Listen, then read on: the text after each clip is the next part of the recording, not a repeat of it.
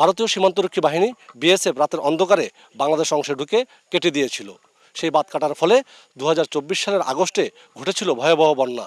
সেই বন্যায় বাংলাদেশে প্রায় 4-5টি জেলা প্লাবিত হয়েছিল। এর মধ্যে অন্যতম ছিল ফেনী, নোয়াখালী, কুমিল্লা, লক্ষ্মীপুর।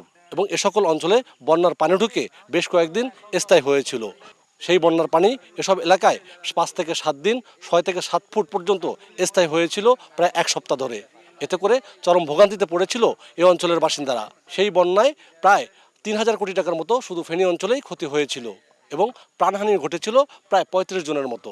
সেই ক্ষতি পুষিয়ে নেওয়ার আগেই আবারও যখন নতুন করে স্বপ্ন দেখছে এই অঞ্চলের মানুষ, তখনই বাংলাদেশ অংশে নতুন করে ভেঙে যাওয়া বাঁধ নির্মাণ করা হয়েছে। আবার যদি সেই বাঁধ কেটে দেওয়া হয় অথবা ভারতের অংশ থেকে সেই উজানের পানি আবার বাংলাদেশে প্রবেশ করে, সেই বাঁধ কতটুকু টেকসই হবে সে নিয়ে এমনিতেই প্রশ্ন রয়েছে। আমি যে অংশে দাঁড়িয়ে রয়েছি সেটা হচ্ছে আন্তর্জাতিক সীমারেখা বাংলাদেশ এবং ভারতের শূন্যরেখায়, নোম্যান্স ল্যান্ডের ঠিক 10 থেকে 15 ফুট দূরেই ভারতীয় সীমান্তরক্ষী বাহিনী বৃহস্পতিবার তাদের সীমান্তের লাইট বন্ধ করে এসকেভেটর এনে রাতের অন্ধকারে মাটি কাটার চেষ্টা করে। বাংলাদেশের জনগণ এবং বিজিবি সেটি বাধার মুখে তারা প্রথমে পিছু হটে, কিন্তু সে চেষ্টা থেমে থাকেনি। শনিবার বেলা 11টার দিকে এখানে এসে বিপুল সংখ্যক ভারতীয় সীমান্তরক্ষী বাহিনী, বিএসএফ এবং সেখানকার কিছু ওয়ার্কাররা এসে এসকেভেটর দিয়ে এভাবেই খাল কাটে। অথচ আন্তর্জাতিক আইন অনুযায়ী শূন্যরেখা থেকে এখান থেকে 150 ফুটের মধ্যে কোনো কাজ তারা করতে পারে না। কিন্তু সকল বাধা বিপত্তি উপেক্ষা করে তারা এভাবেই গায়ের জোরে মাটি কেটে খাল খনন করছে। এবং এই খালের পানি যদি ছেড়ে দেওয়া হয় তাহলে বাংলাদেশ অংশে যে বাঁধ নির্মাণ করা হয়েছে, যা 24 আগস্টের বন্যায় ভেঙেছিল, সেই বাঁধ আবার ক্ষতিগ্রস্ত হতে পারে।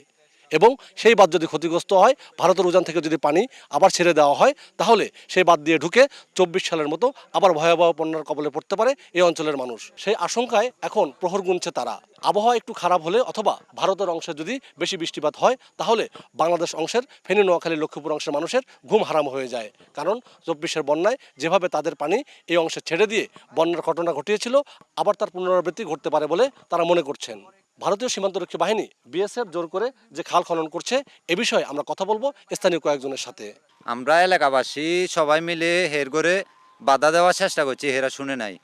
অনেকবার বিজিবি সিউ সাহেবকেও জানাইছি, আমরা সিউ সাহেবকে ফোন দিছি, হে বলতেছে হেরা কি আমাদের জায়গায় কাটতেছে না ওনাদের জায়গায় কাটতেছে।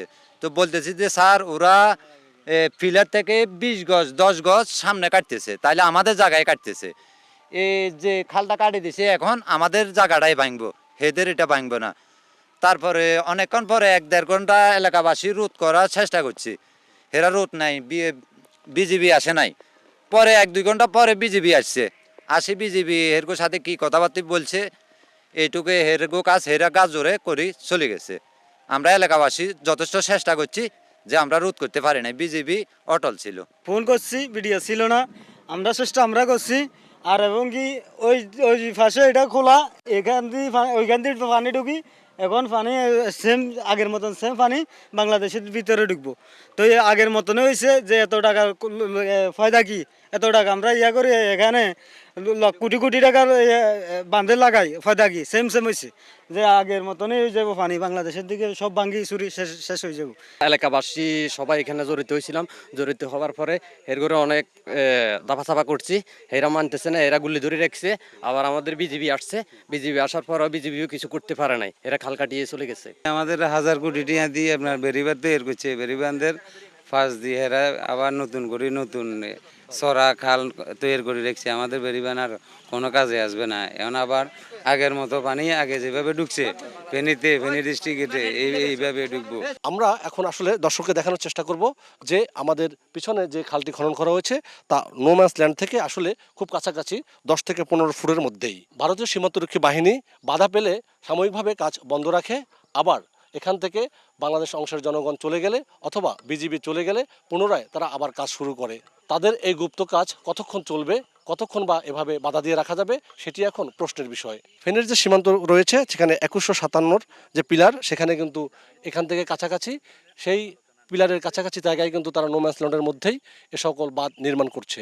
ভারতীয় সীমান্তরক্ষী বাহিনী হঠাৎ করে এসে এভাবে কয়েকদিন ধরে তৎপরতা চালিয়ে খান খনন করছে, আর এই খাল খনন কর্মসূচিতে বাধা দিচ্ছে বাংলাদেশ অংশের জনগণ এবং কখনো ডাকে আসছে বিজিবি।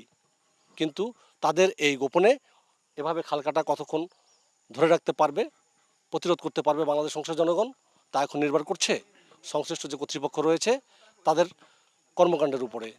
স্থানীয়রা দাবি জানিয়েছেন উভয় দেশের সংশ্লিষ্ট কর্তারা আলোচনার মাধ্যমে এ বিষয়ের সুষ্ঠু একটি সমাধান চান। আতিয়া সজল, সময় সংবাদ, ফেনী।